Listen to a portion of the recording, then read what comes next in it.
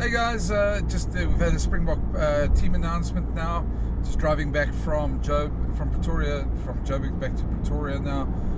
Just left there now and just finished writing my story for on the team announcement. Just some comments on the team announcement. You've all probably seen it by now. Interesting team, very strong team that's been selected for Australia. Some notable things, obviously Sia Khaleesi at 8, 1, Mani the BOK at 10, Edwil van der Merwe on the one wing, and Andre Esterhuizen at centre. I think those are probably the four most notable things around there. And very interesting to see and hear Rossi's explanations for it all. So they obviously see Australia as a big threat this weekend, and obviously think Australia's got some momentum from the Lions tour, and rightly so. Australia aren't going to be pushovers, although I think Ellis Park is probably the worst place the Wallabies could come to after a series like that, because it's going to be a hard ground, it's going to be firm underfoot, it's really going to be the altitude's going to play a part, although the Wallabies did fly in over the weekend, so they'll have an extra day or two to acclimatise. I think just on the selections, I think first thing to say, Sia at 8. I know we had Rossi a couple of months ago say that Sia wouldn't play at 8, and that he sees him only at 6. And since then, a lot has happened. Since then, we've had some injuries.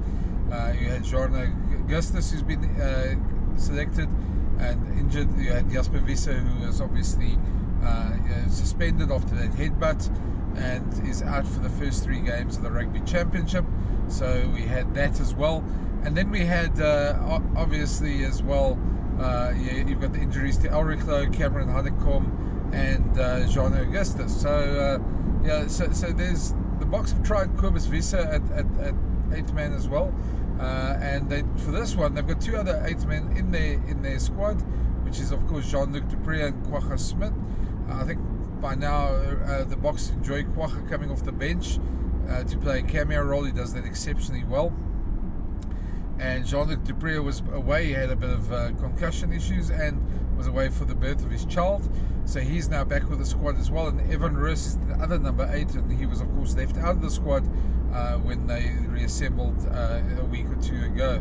So for that now, Rossi's decided he's going to play Sia at 8. And the main reason for that is because of the Wallabies' breakdown threats. Now, I think guys like Fraser McMurray and Colo Tizano are very good at the breakdown. The Wallabies like to target the breakdown, and for the Boks, any of the attacks now, especially with Mani Lebok at 10, they want quick, fast ball. They're going to want a very good platform to work off, and they see the Wallabies as quite a threat there at the breakdown. So now Rossi explained it quite well. Pieter-Steph, Marco van Staden, and Sia, all 3 clean the rucks pretty well. They want to protect their own ball, and they want to attack the Wallaby ball, and I think Marco will probably do that. Malcolm Maxwell is also a selection, he'll do that as well, but they're certainly going to attack the Wallaby ball, but they want to make sure their own ball is protected, and so they picked 3 guys who clean out the rucks very well.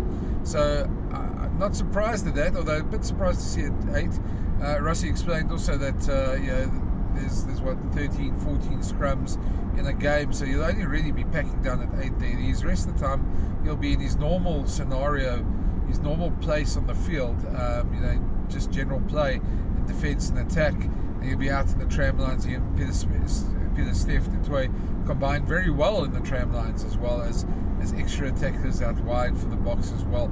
So you're not going to see it much, and we're going to probably see Marco van Staden pack down at 8 as well on defensive ball. Just that Sia's very fast off the side there, probably looking at him to get off the side and also work his magic as well. So that's the one thing that was there.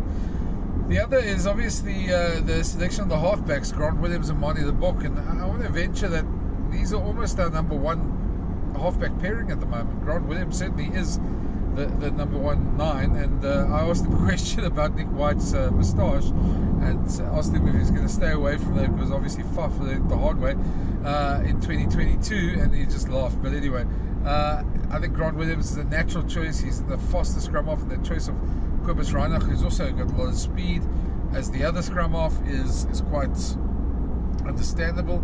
Mani is exceptionally good at getting the back line going. I think there's no fly off at the moment. The squad gets the back line going as well as Mani as well.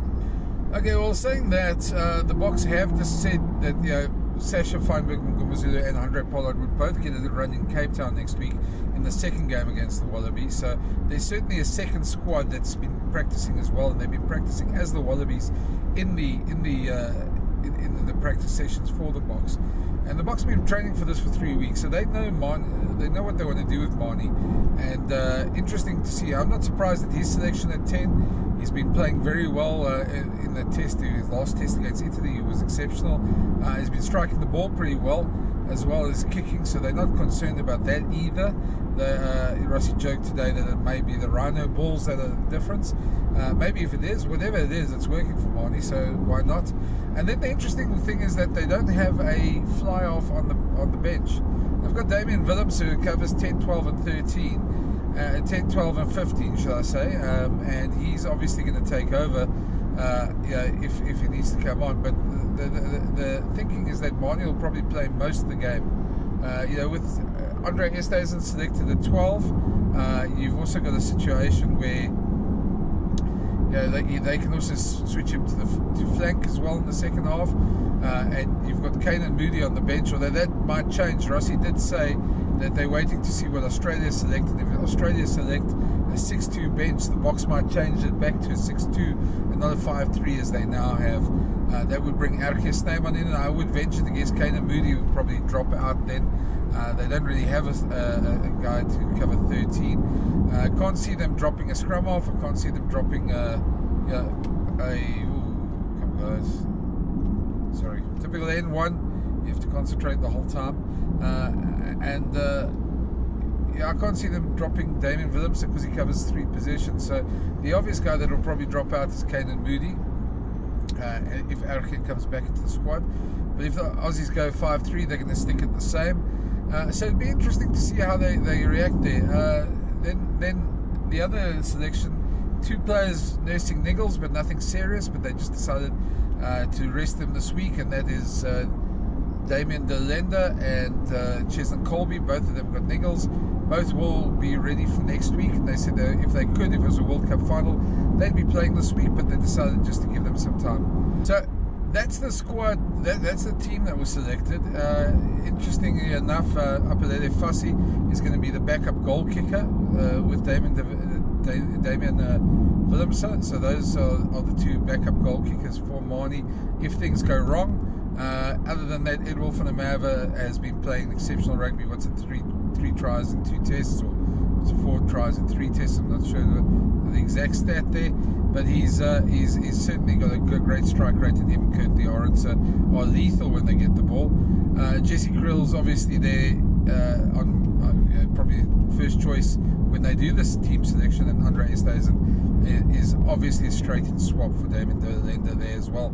You've spoken about the halfbacks, the loose trio. Siad 8, Peter Steff, Marco Fasada. Not that we expected anything less. Lua de Jager and Eben, quite expected as well. Franco Mostert will come off the bench there, and he's got a big engine. I rather laughed at Rossi when Rossi said he's like Forrest Gump. He just runs all over the field. So there's quite a funny moment there from that. Of course, that wasn't on the main video because we only allowed to film 10 minutes of the press conference. The rest is just audio that we have. But Franco Mostert's on the bench there as well. And then the front row, really probably the best front row that can be selected at the moment. Wilco Low, Malcolm Marx, Oxenchair.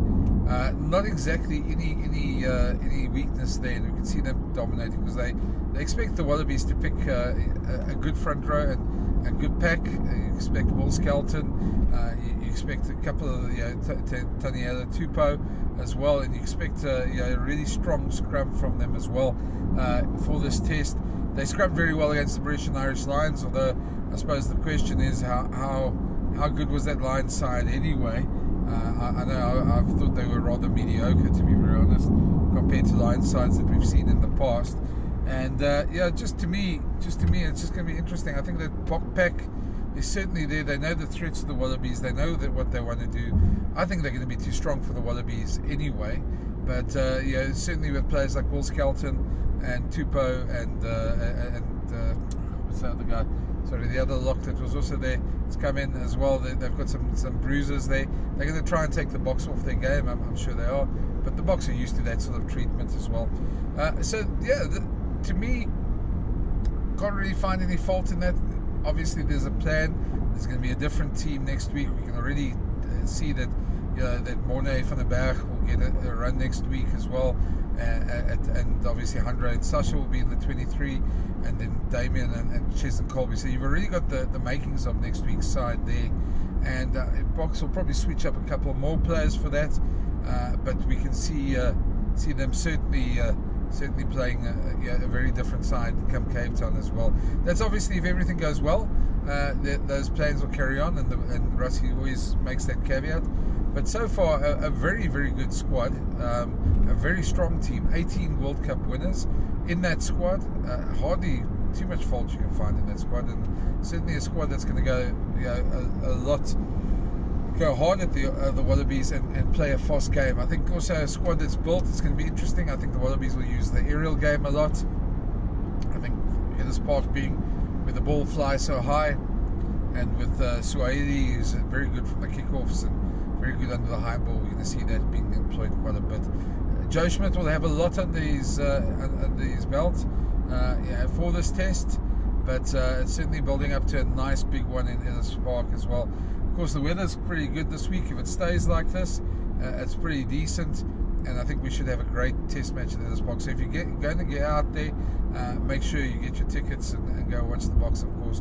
I'll have more of these press conferences. I'll be there tomorrow for the next one, but a very interesting team selection on the Monday.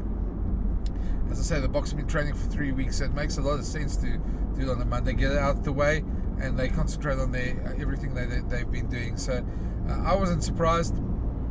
There's sometimes a bit of mind games with team selections, but the Boks like to put their team out there and just say, this is us, this is what we got, if you better come show us. So that's certainly what's going to happen. Let me know your thoughts. What do you think of the selection? Who do you think should have been there? Obviously these are all done with a plan with Rossi. He's always got something up his sleeve, and I'm sure we're going to see something new on the field on Saturday as well. So I wouldn't be surprised on that. We can see a couple more tricks up the Boks sleeve as well for this game, but surely from the Wallabies as well. So and also I think if you think Sia at 8, tell me what you think there. Love to see your thoughts. But for now, that's the video. I'll be back tomorrow with some more press conferences and stuff. And thanks for watching. Cheers.